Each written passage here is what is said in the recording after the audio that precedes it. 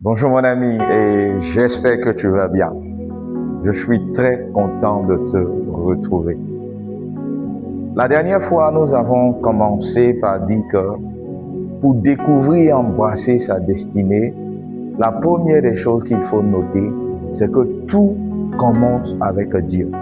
Parce que c'est en Jésus-Christ, pour Jésus-Christ et par Jésus-Christ que notre vie trouve un sens. La question que je voudrais te poser aujourd'hui, c'est: que penses-tu de ta vie? Est-ce que tu penses que tu es sur la terre par hasard? Assurément non. Alors la deuxième chose que je voudrais que tu comprennes aujourd'hui, c'est que tu n'es pas ici-bas par hasard. Le grand Albert Einstein disait comme ça que Dieu ne joue pas au dé. Alors, même si tes parents ne t'ont pas voulu, même si les circonstances dans lesquelles tu es venu sur la terre ont été difficiles, ont été catastrophiques, je voudrais que tu saches une chose: tu n'es pas sur la terre par hasard. Tu es ici parce que Dieu l'a voulu. Tu es ici parce que Dieu l'a voulu. C'est la première des choses que je veux que tu comprennes. La façon dont tu es, ton corps, ta façon de fonctionner, même comment tu es venu sur la terre, Dieu était toujours au contrôle. Dieu a façonné ton corps comme il est aujourd'hui. Le psalmiste pouvait dire comme ça dans Psaume 139, verset 15. Tu as façonné mon corps alors que je n'étais qu'une masse informe. Tu me voyais déjà. Alors, avant même que les parents ne nous aient conçus, avant que les parents ne voulaient de nous, Dieu nous avait déjà conçus dans son esprit. Et quand nous étions qu'une masse informe, lorsque le spermatozoïde et l'ovule se sont mis ensemble et que ça ne ressemblait à rien, Dieu nous voyait déjà. Et il avait un plan parfait pour notre vie. La façon dont on est formé, notre caractère, notre couleur de cheveux, la race dans laquelle on est né, Dieu a tout préparé. Même les jours qu'on va passer sur la terre, Dieu a tout préparé. Le psalmiste dit encore dans Psaume 119 que avant même que je ne sois formé, tu me connaissais déjà et tous mes jours étaient déjà étalés devant toi. Alors mon ami, tu n'es pas le fruit du hasard. Quelles que soient les difficultés par lesquelles tu es venu sur la terre, tu n'es pas le fruit du hasard. Un jour, je te raconterai une partie de mon histoire sur comment est-ce que je suis venu sur terre. Mais quel que soit le véhicule par lequel tu es venu sur terre, sache que Dieu t'a voulu. Peut-être que tes parents ne t'ont pas voulu.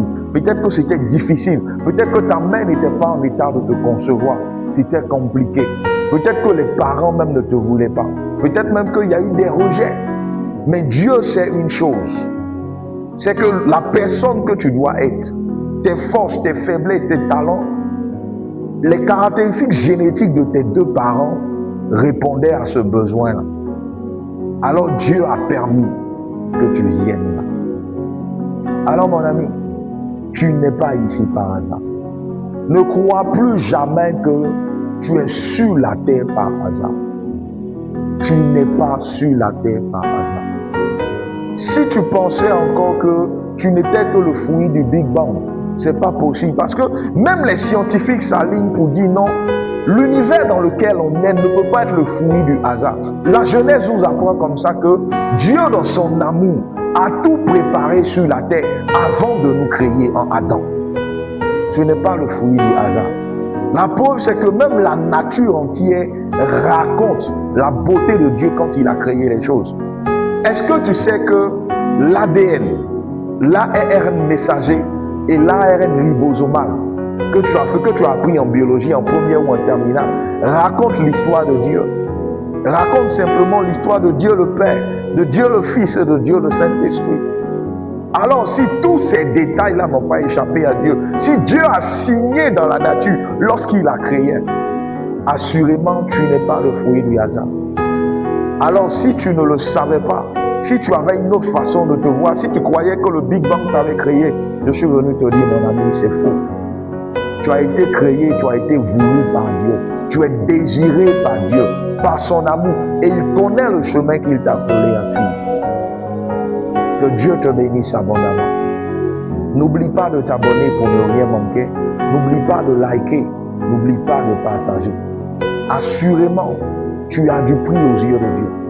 Et je voudrais t'inviter à suivre avec moi ce poème-là d'un grand homme qui nous dit combien de fois Dieu nous a désirés. Mais avant, ce que je veux que tu retiennes, c'est que tu n'es pas là par hasard. Ésaïe 44:2 nous dit que voici ce que je déclare, moi le Seigneur qui t'ai fait, qui t'ai formé dès avant ta naissance. Alors mon ami, installe-toi et regarde la lettre que Dieu t'a écrite. Que Dieu te bénisse. On se dit à très bientôt. Prends soin de toi. Shalom.